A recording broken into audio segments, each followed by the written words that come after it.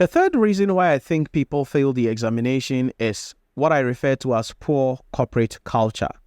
In this part of the world, it's a different environment. So this is for the employers, the corporate landscape generally. Many people are doing the professional qualification program, the ICA program, but have hidden it. They don't want their bosses to even know about it. They don't want their employers to know about it because of the poor corporate culture that we have. There are some people, I've been in the game for a long time, who have shared with me, they are like, okay, immediately my boss told my boss that I'm doing this ICA program. This is when she started giving me a lot of job and I can't get time to study. When it is time for examination, for some reason, that week of the exam, that is where they will schedule something that will cause you to be out of town in a very remote area. And it is part of your job, you have to do it. So it's a challenge we have in this part of the world, and there is less you can do about it. Unlike other cultures, other countries where the system is not like that, they empower people. I've taught students across the globe outside of Ghana where we speak with the institution directly and the institution makes payment for fees and everything. And when it is closer to examination or when it is time for exam, they have designed work in such a manner that time is allocated for them to attend lectures. So if they are going to go to work, and the normal time for closure is, say, 5 p.m. But lectures are going to be 3 p.m. They are going to have that time to be able to go and attend lectures and be part of lectures. And then if it is time for the exam, they are going to be allowed some time to do their revision and go into the exam hall and write the examination. That is not really prevalent in this part of the world. Yes, some companies do that in Ghana here, but many companies do not, and that causes people to hide around. There are people who register for the exam only for them to realize that in the week of the exam, something is going to happen in their office, and so they cannot write the exam. So they would have to defer the examination, or if it is too late, it means they lose the money at the end of the day. So poor corporate culture in respect of how organizations empower their employees to advance themselves is also something that we have to look out for. Like I said, there is not much control that you can have as a student, but because in this part of the world also, the labor union is not that instrumental, it's not that powerful in this part of the world, especially in the private organizations. Because if you misbehave, you could be laid off and another person will be employed.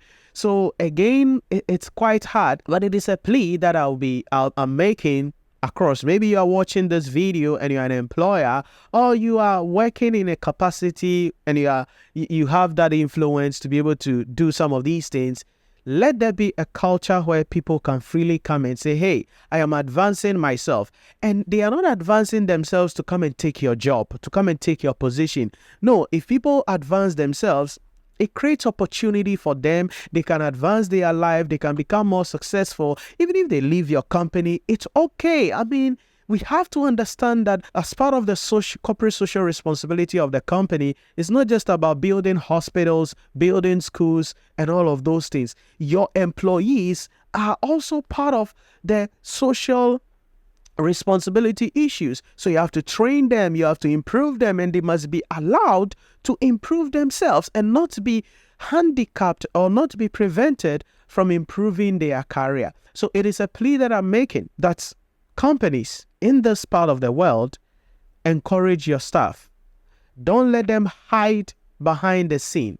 Let them come forward. Yes, they are doing ICA. Yes, in this week, they are going to be having an examination so that they can really have time to prepare for the exam, write the exam with ease, and pass the examination. Even if you won't pay for their tuition, which you are supposed to pay because it should be part of your social responsibility as a company. Because if you pick money and go and build hospital somewhere, or pick money and give people scholarship, and your own employees, you cannot give them scholarship, you cannot pay for their tuition fee, you cannot pay for their advancement, I think it is hypocritical. And it is something that is really in this part of the world that we have to deal with.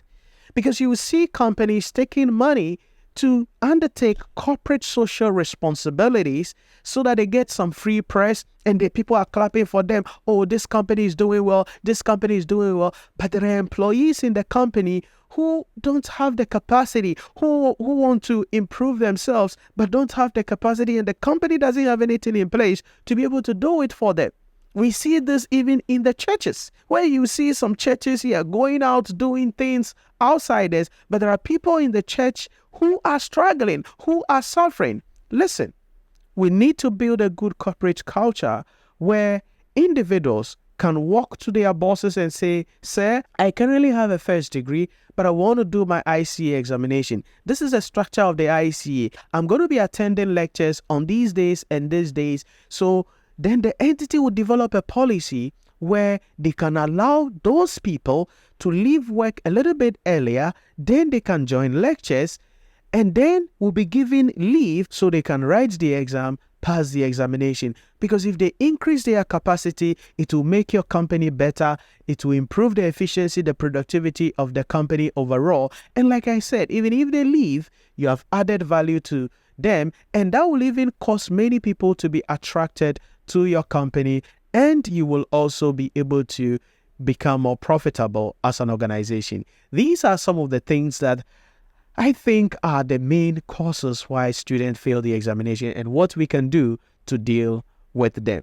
Have the right mindset, make some sacrifices between your studies, your life, and your work, and most importantly, let's promote good corporate culture where people can confidently walk in, write the examination, and pass the exam. Thanks for watching. Let me hear in the comment section, or let me hear from you in the comment section what you think about this topic. What do you think are some of the reasons why people fail the examination? And probably you can share your own experience and how you have overcome, especially the mindset issue and then the work-life balance issue, so that we can continue with this conversation in the comment section and help build a community where everybody is empowered to become successful. Thanks for watching, and I'll see you in the next one.